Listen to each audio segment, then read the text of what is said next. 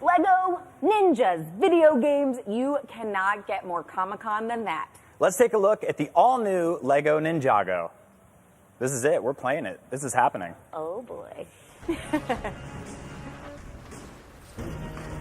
So here we are, straight into the action. This is a small section of one of 8 environments in the game. And obviously this is Lego Ninjago, the movie, the video game. So the main focus of the game is following the events of the blockbuster movie that's due out at the same time as our game. I just want to walk people real quick through how we got here. This is a toy turned into a movie, turned into a video game. But also you missed a TV show that's in there as well. Yeah. Damn. So we're focusing, that's great.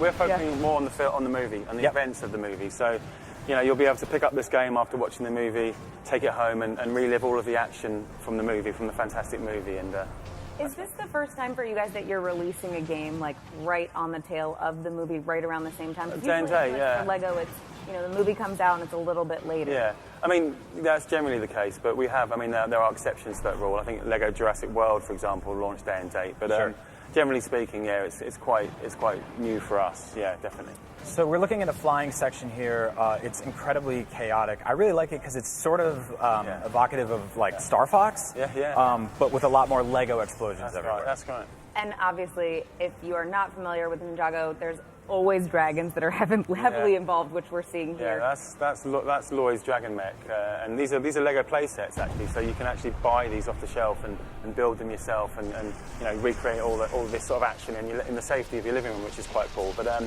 it's quite dynamic. It's a sugar rush of explosions and stud collection and stuff like that, which is really cool. And I think that's important to point out to parents that if you wanted to recreate this using sets, it would cost you millions of dollars. Yeah, pretty much. And here you can do it for the price of a video game, which is fantastic. And you can destroy it and rebuild it. Which is the best part, and also the worst part of owning Lego is dropping them and never being able to put it back together. But in a video game form, it doesn't matter. So now we're getting a look at our hero. That's correct. I mean, well, these are 2 of the heroes. I mean, we have many heroes in the game, but this is Cole and Kai, and this is sort of following the early sort of, you know, the opening of the movie. Lord Garmadon's invaded Lego Ninjago City, and it's now down to you and Cole and Kai to get to your mechs, basically. So you get to explore these huge environments. Our development team have really gone to town matching the movie reference. They poured over the reference material and recreated what is a stunning city. These are massive open world environments, so they look stunning. And for people that don't know, the premise of the film is obviously there are ninjas who are ninjas by night, but teenagers by day. Yeah, exactly. And there is someone trying to invade the island of Ninjago, and they need to protect it. That's correct. And another little part is that one of the ninjas, the villain, is his dad. Yeah, that's right. So Lloyd, or Lloyd, as Lord Garmadon calls him. Yeah, it's quite embarrassing for him. He gets bullied at school because of it, and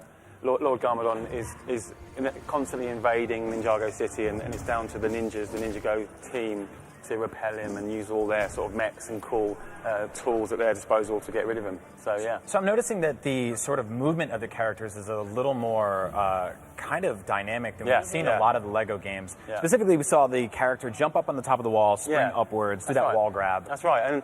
And you know, we've got a 360-degree camera now. So traditionally our games were quite linear, but now you can go in any direction, which is really cool. And the team of, you know, that gives us a lot more scope in terms of where you can go and moving around the level itself. We call it ninja agility, and so you can scale certain surfaces, and you can wall run across certain surfaces, and that's very important in the game. You know, not only for progressing in the story, but also to collect all of those cool collectibles that our levels are packed full of, which is awesome. And one of my favorite things about playing the Lego games is obviously that you can unlock and build things to open up secret places within the game.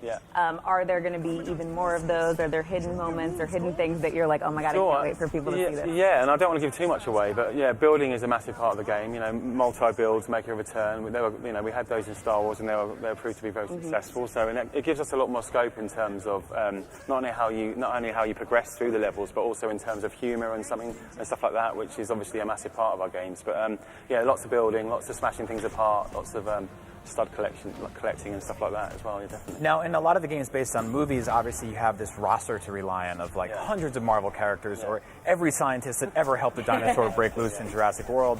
How deep does the bench go in a game like this? I mean, you guys are basically based on original characters, so did you just come up with, like, is it an entire high school? No, not really. No. And their dads? We've got 100. Just over 100 characters in the game, and we've sort of focused that on cool characters from the movie and also from the Lego playsets as well. And there are a few surprises in there as you play through the game. I don't want to give any spoilers away, but fans of the TV show, may like a few of the additions we've added there. But we wanted to focus on the characters, the combat, toe-to-toe, hand-to-hand combat, and the team have pulled out all the stops to make that intuitive, fluid, and fun. Are there any nods to possibly any classic ninjas from movies or pop culture or anything like that? Again, I don't want to give too much away, but the team. We're trying. I want your secrets. The team at the studio are obviously massive fans of Lego and and 80s kung fu films. So there are sort of influences in there, but. And I think that sort of shines through at times, but you'll have to pick up the game and play it for yourself to get a treat. How much fun is it for you guys as well? Because obviously there's so much humor in the movies, and just that's built into that. How much fun is it for you guys to take that and then infuse the game with that humor as well? Well, it's something that we've always done. If you look at all of our games through history, they've been built on humor, and stuff like that, and so it's a great marriage. Basically, we're basically copying each other in that respect. So we've borrowed some of their humor. And we've added to that as well. We've given it our own twist, our own TT Games twist, and it works really well. And I think it's hilarious. I think what's been so great about that in the past Lego games is taking like a very serious moment, like Han Solo in The Force Awakens, and then making it funny and goofy. I look forward to seeing more stuff like that here. So multiplayer, obviously, big aspect of this game. Yeah, exactly. I mean, you've got co-op play in the story mode, and that's intrinsic to the way our games work. I think our games work best when you've got a brother or sister sat down, or maybe a mum and a dad working together, using the different characters to play through the game. We've also got 4-player split-screen battle maps as well, and these are huge, vast, open areas where you can take part in lots of cool and interesting and fun game modes as well, like capture the flag and stuff like that. So it's lots of fun. There was actually just a scroll that came up that said every character has 4 abilities. That's correct, Are there any new abilities that you guys are bringing in, or can you just run down some of those for this game? Yeah, well, and there are 4 core abilities, and that's sort of built on the way it's sort of spin-jitsu. It's hard to say now. That plays a part in this game, and I don't want to give too much away, but there are different sort of areas. You'll have to use the different characters' abilities to unlock certain switches and get through certain doors and stuff like that. And they're very ninja-esque, which is cool. So we saw the beginning of the demo start with a sort of vehicular section and then cut over to more ground combat. What's the sort of percentage breakdown of how much players will be experiencing both of those worlds? Yeah, I think it's hard to give you a percentage, but I think the majority of the game is platforming. We take you through all the key locations from the films. You saw Ninjago City there, but as these characters go on their journey, you'll visit lots of different and varied locations, environments, and stuff like that. They contrast quite nicely. One of the things I've always wondered is sort of like when you take a scene from the film that's only 10 seconds long or something, and then you have to build an entire level out of it. Is that stressful? Is that fun? Like, is it a mix of both? It's a mixture of emotions, definitely. But, what percentage? Well, there's definitely. It's. We've been working very closely with Warner Brothers on this game and Animal Logic and people like that. So we've. It's been a great relationship, and we've been lucky enough to get more than 10 seconds of footage from the film. So we want to create an authentic experience. We want kids to sort of, we want to create, like I say, go to the cinema, go to the movie theatres, watch the film, take it home, and relive all of that action in the safety of their living rooms. Well, and I think that there is something that, within the gaming world, people are getting so much more excited about, almost that interactive style of gameplay where with the movie and then the game coming out immediately after, it kind of gives you that interactive feel because you're getting to know these characters and then getting to play them immediately after. Exactly, and we go into, the movie's a couple of hours long. We go into much more detail. You can explore these locations that you see in the film in much more detail. Like I say, they're packed full of hidden collectibles and hidden secrets and stuff like that, and then you can replay these levels in free play as well, and the whole thing opens up and you can spend hours just wandering around these locations, and it's great to sort of dive into that sort of detail. Yeah. So as game designers, how do you sort of find that balance between walling off sections that are there on your first playthrough and sort of nudging players to come back and play over and over again? Because I know that in the past LEGO games, they've definitely gotten better and better, have been the things that have frustrated me, where I start a level for the first time and I'm like, there's that door, I can't get in it. There's that thing, I can't get in it. I got to come back with Kylo Ren and a dinosaur and all this other stuff.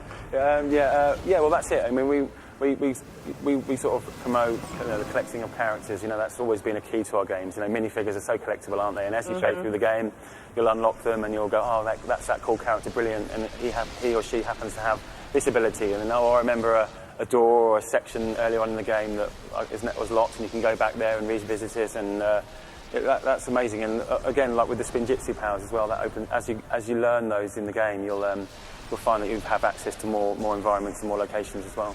I literally, as I'm watching this, I'm like, I can't wait. I want to get one of the mechs to build myself, to have next to me while I play the game. When you do something like this where, it's a film, you have actors who are already cast, do you guys work at all with the actors who's voicing the characters? We've gone with sound-alikes on this game. Okay.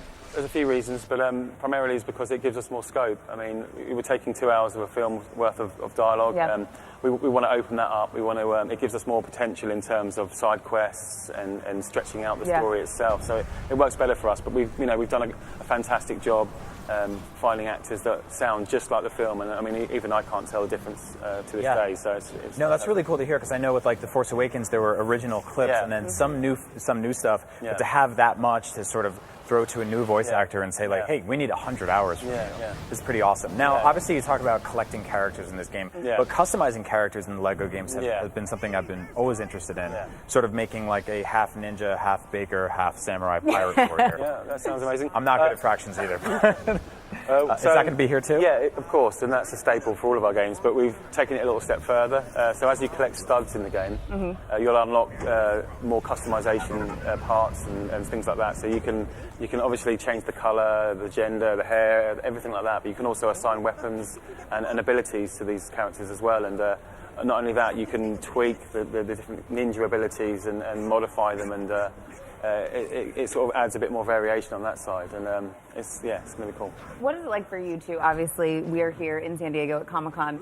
The fact that people are so excited to hear stuff about video games here, where it's tied to films, and just the appetite for it is so much different than it used to be years past. Yeah, I think so. And I mean, traditionally, I think movie tie-in games weren't so good. I think if you look historically back in the 90s and stuff like that, they didn't do a great job. But I think the bar's been raised. You've got lots of good games coming out now that are doing a great job, and I think our job, our main goal was to create an authentic movie experience, and that's what we want to do in terms of the visuals and the style and everything like that. We want to do it justice. I think that's the most important thing. I wanted to talk a little bit about the platforms this game will be available on, which usually for you guys is everything with the screen.